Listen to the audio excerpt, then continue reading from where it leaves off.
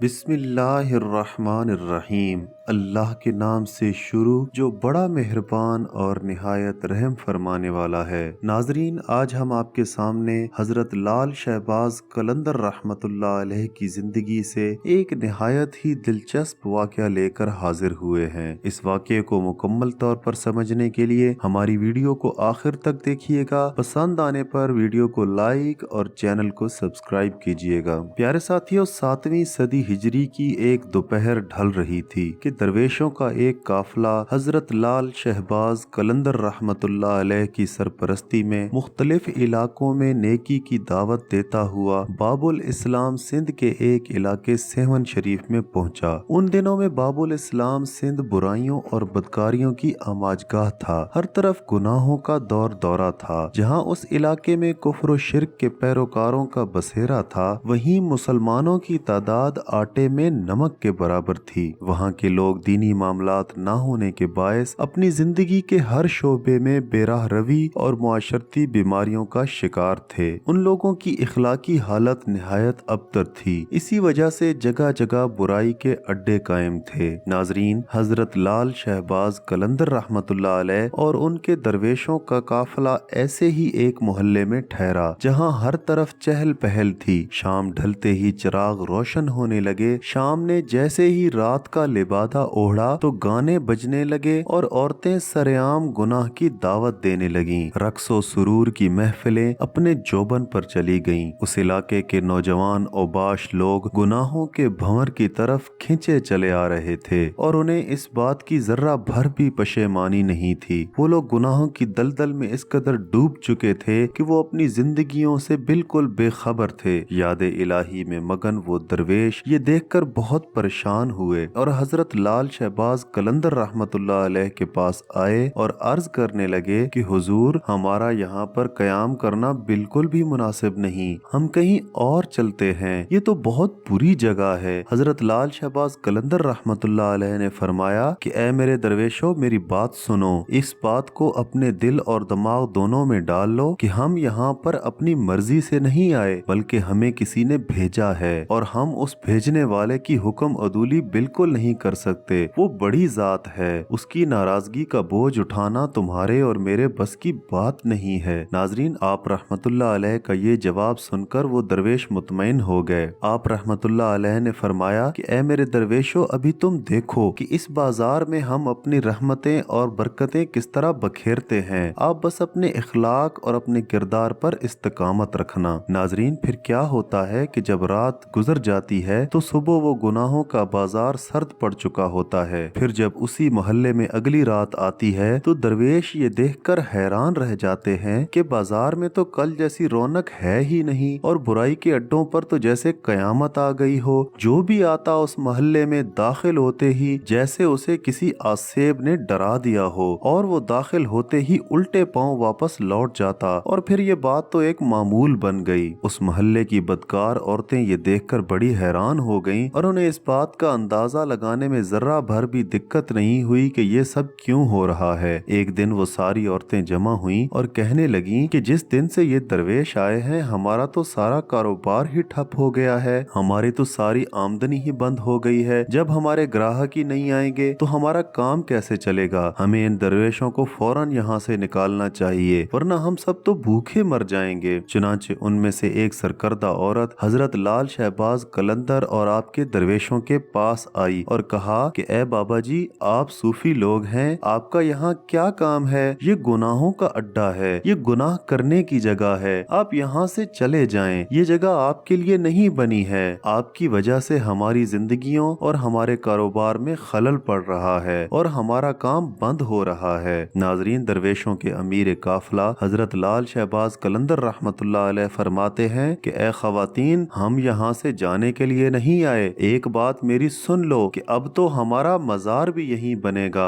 अलबत्ता अगर तुम्हें कोई मसला है तो तुम यहाँ से जा सकती हो, तुम्हें कोई नहीं रोकेगा। नाजरीन, आप रहमतुल्लाह अलैह का जवाब सुनकर उन औरतों को शदीद परेशानी लाहक हो गई। उनका इस इलाके के बड़े बड़े जमींदारों और रुआसा, यहाँ तक कि खुद वहाँ के राजा से भी बहुत अच्छा ताल्लुक था। वो भी उनके गुनाहों में शरीक होता था। उन औरतों ने वहाँ के राजा के पास एक ग्रोह की शक्ल में हाजिरी दी और राजा को हजरत लाल शहबाज कलंदर रहमतुल्लाह अलैह और आपके दरवेशों की शिकायत की। राजा ने अपने सिपाहियों से कहा कि फौरन जाओ और उन दरवेशों को कहो कि यहाँ से चले जाएं, वरना उन्हें जबरदस्ती यहाँ से निकाल दिया जाएगा। नाजरीन, राजा का हुक्म पाते ही सिपाही दरवेशों के काफिले की तरफ रवाना हुए, लेकिन उन्हें क्या पता था कि उनके साथ आगे क्या होने वाला है। अभी वो काफिले के करीब भी न पहुंचे थे कि अचानक उनके पांव जमीन ने पकड़ लिए और उन्हें ऐसा लगता था कि जैसे वो जमीन में धंसते चले जा रहे हों। लेकिन हैरत की बात यह है नाजरीन कि जैसे ही उन्होंने वापस पलटने की कोशिश की तो जमीन ने उनके पांव छोड़ दिए। सिपाही घबराकर दौड़े दौड़े वापस राजा के पास आए और उसे सारा माजरा बताया और उसे